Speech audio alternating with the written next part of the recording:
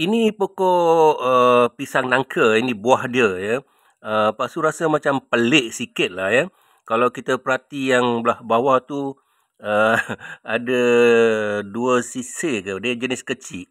Kemudian yang besar yang atas tu, sisi-sisi yang atas tu besar-besar sikit lah.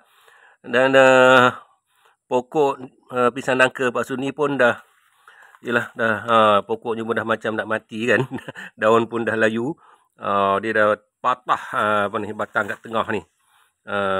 Pokok pisang nangka ni pun alah comel-comel pula barangkali tak cukup baja ya. Tak cukup baja agaknya lain kali bubuhlah baja bakso barulah subur sikit pokok tu pisang nangka ni kalau dah agak-agak masak digoreng memanglah sedap ya. Tu dia. Jadi hari ni tak ada pilihan lah. Pasu kena apa nama ni, tebang pokok ni lah. Ambil pisang ni, esok lusa kalau dia masak bolehlah goreng. Jumpa lagi. Terima kasih.